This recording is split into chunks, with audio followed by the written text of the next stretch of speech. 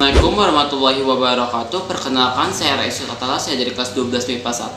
Di sini saya akan menjelaskan infografi sejarah tahun 1998 yang telah saya buat.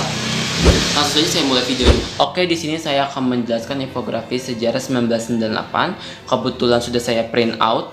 Nomor 1, apakah yang dimaksud dengan reformasi? Reformasi merupakan upaya dari pemerintah maupun individu untuk melakukan perubahan terhadap suatu badan atau lembaga yang berada di suatu lingkungan. Nah, ini biasanya itu dengan melihat fenomena yang telah terjadi sebelumnya dan dirasakan tidak memberikan dampak secara signifikan terhadap perbaikan kesejahteraan anggota melalui sistem pemerintahan maupun perorganisasian yang baik. Nah, reformasi bisa dilakukan di semua aspek kehidupan tanpa terkecuali di bidang agama berdasarkan pada dinamika kehidupan yang keliru yang diterapkan selama ini, sehingga membutuhkan perbaikan dan pelurusan tujuan melalui visi dan misi yang jelas.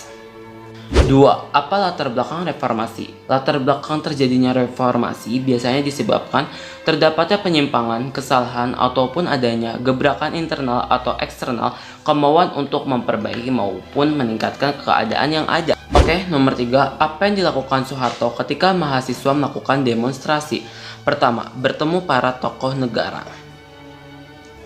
Salah satu peristiwa yang penting untuk dirujuk adalah ketika Presiden Soeharto memanggil sejumlah tokoh masyarakat untuk dimintai pendapat terkait kondisi bangsa yang sudah amat genting akibat krisis multidimensi yang terjadi. Oke, nomor 2, membentuk komite reformasi. Usai bertemu para tokoh tersebut, Presiden Soeharto kala itu ingin membentuk komite reformasi dan menunjuk Nurholis sebagai ketua. Namun hal itu ditolak oleh pria yang akrab disapa Cak Nur itu. Nomor 3, bentuk kabinet reformasi. Oke, selain itu, untuk meredam dan menstabilkan situasi, Presiden Soeharto mengemukakan akan segera mengadakan reshuffle Kabinet Pembangunan 7 dan sekaligus mengganti nama menjadi Kabinet Reformasi. Namun, usaha itu juga gagal dilakukan karena sebanyak 14 menteri yang menolak bergabung dan memilih mundur secara bersamaan. Oke, nomor 4, pemilu dipercepat.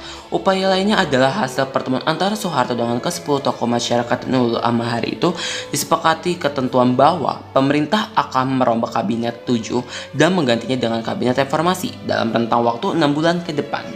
Nah, nomor 4, jelaskan tuntutan mahasiswa angkatan 1998 untuk reformasi.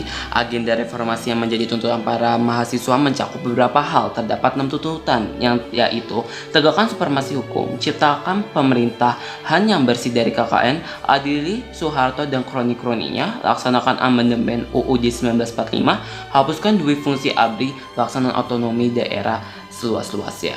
Baik, nomor 5. Apakah sesuai dengan UUD 1945 ketika Soeharto meletakkan dan menyerahkan jabatannya kepada B.J. Habibie? Sesuai dengan pasal 8 UUD 45, di mana Presiden dan Wakil Presiden memegang jabatannya selama masa 5 tahun dan sesudahnya dapat dipilih kembali. Jika Presiden mangkat, berhenti, atau tidak dapat melakukan kewajibannya dalam masa jabatannya, ia diganti oleh Wakil Presiden sampai habis waktunya.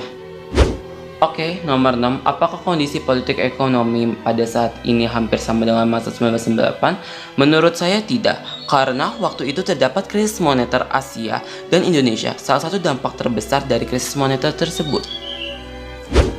7. Apakah yang akan kamu lakukan sebagai pemuda yang menjadi agen perubahan ketika kondisi politik ekonomi yang tidak sehat, tidak baik seperti terjadi pada tahun 1998? Oke, jika saya yang menjadi mahasiswa, mungkin saya akan melakukan demo dengan peraturan dan tempat yang sudah diarahkan agar demo tersebut tidak menjadi sebuah tragedi kelam di masa yang mendatang. Apakah realisasi reformasi saat sudah sesuai tuntutan mahasiswa? Tuntutan yang terrealisasi menurut saya hanya 80% setelah saya menyelidiki dan membaca beberapa artikel yang saya baca. 9. Menurut Anda, akankah kejadian demonstrasi tuntutan mahasiswa akan terjadi kembali saat ini atau di masa yang akan datang seperti tahun 1998? Menurut saya tidak. 10. Jika ya, apa alasannya? Atau jika tidak, apa alasannya?